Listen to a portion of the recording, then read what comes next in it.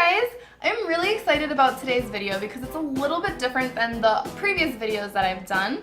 But I wanted to share with you today some great exercises that you can do that are safe when you're pregnant.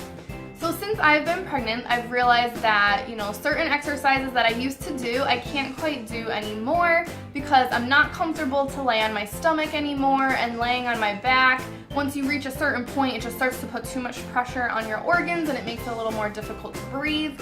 So all the exercises that I picked out for this video are safe to do and are comfortable to do. And all the ones that I picked for the video really work more on lower body. I didn't really incorporate any upper body strengthening since I don't think that you need to modify as much for that. But all the ones that I do will work, especially your hips and a little bit of the core, but you don't want to put too much strain on your core when you're pregnant just because your abs are getting all stretched out and you have the baby there. So you just kind of want to let everything stretch out, maintain core stability, but don't worry about trying to keep a six-pack because it's just not going to happen. And also I wanted to throw in there that these exercises are great not just for pregnant people but for anybody. So that is all I have to say about that. Let's just get into it. First thing that we're going to do is a squat, which is a great one for building your booty and your legs.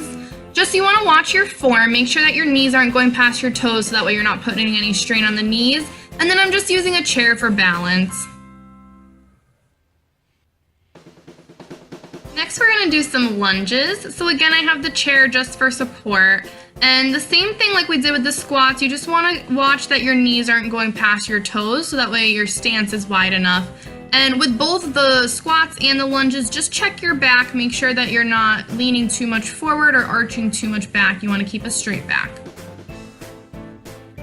So this is a great one for working the entire leg pretty much because we're working the hip stability muscles on the side there, which help when we walk, and you're also working your gluteus maximus, which is your big butt muscle, and your hip flexors all at the same time by maintaining a neutral leg against gravity. So that's the key here, is to make sure that leg's not too high up or too low down. It should be in an even line with your body.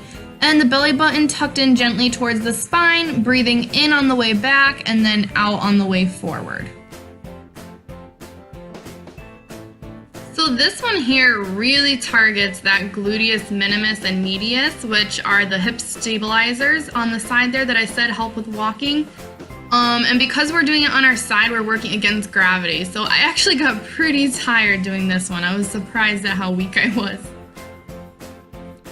I love the name of this one, a clam shell, because that's exactly what it looks like. But basically you're just keeping your feet together and separating the knees apart. Again, you can gently press the belly button in towards your spine just to protect that back, and make sure your hips aren't rolling back on this one. We're targeting the hip external rotators, so that's where you should start to feel it, is kind of back in the back of the hip. So now we're making little circles with the leg. Again, belly button stays pressed in towards the spine, about 10 in one direction, and then switch directions and do 10 in the other direction. The smaller the circle, the better, and make sure you're breathing normally in through the nose, out through the mouth. And I just want to make a note to make sure that you're doing both sides, and I usually do about 3 sets of 10 of each exercise. I was getting so tired here though.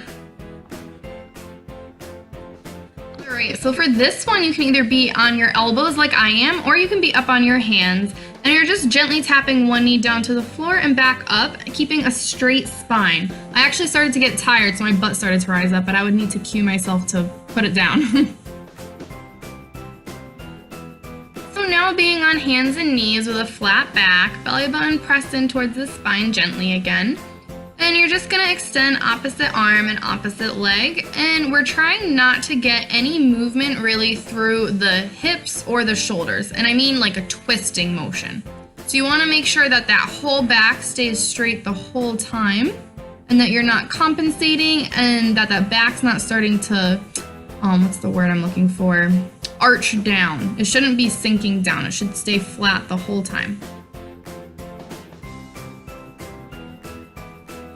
So So for this last one, I did more of a pulsating motion, which is fine, or you could come all the way back down to neutral every time, nice and slow, but you just want to make sure that you keep a 90-degree bend in that knee and the ankle dorsiflexed with a flat back.